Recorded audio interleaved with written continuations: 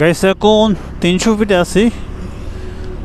আর আসলে 300 ফিটে আসার পর মানে বাইকারদের যে বিশৃঙ্খল দেখতেছেন কি যাচ্ছে না, আসলে এদের কারণে আমরাও আতঙ্কে থাকি যে আল্লাহ জানে কখন কোন অ্যাক্সিডেন্ট হয়। কিন্তু যে অবস্থা, এত সুন্দর একটা জায়গা এভাবে রাফ ড্রাইভ করা আসলে মোটেও ভালো না। কারণটা এখানে যে পিলারগুলো আছে এখান থেকে একটা অ্যাক্সিডেন্ট হয়, এমন আছে যে যারা এইভাবে চালাচ্ছে তাদের কারণে আরেকজনের এইভাবে অ্যাক্সিডেন্ট মানে হতে পারে, লাগতে পারে।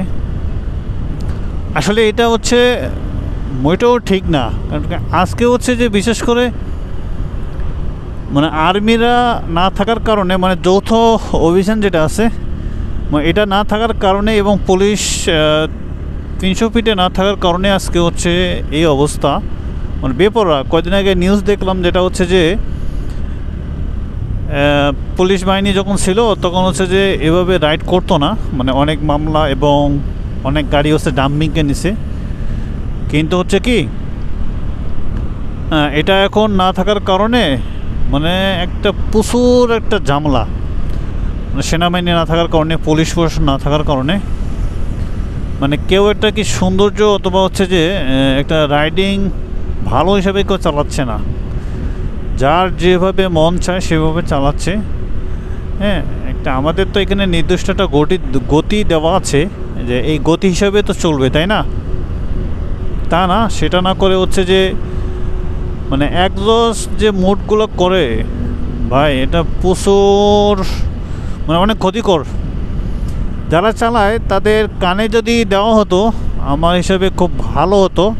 কারণটা কি, তারা কানে বুঝতো যে আসলে কেমন লাগে, যে আসলে ওর ভাই তো ভালোই খেলতে পারে। এখানে স্পিড দেওয়া আছে কিন্তু তবুও কি কেউ মানে না। যাই হোক, যে এটা আইনগত তাদের এটা খুবই ব্যবস্থা করার দরকার। এখানে পুলিশ না থাকলে হয়, চেকপোস্ট এখানে দেওয়া আছে। এখানে মামলা ছাড়া কোনো উপায় নাই। এখানে আপনার হলো ব্যবস্থা নিতে হবে, আইনগত ব্যবস্থা, তাছাড়া কোনোই উপায় নেই।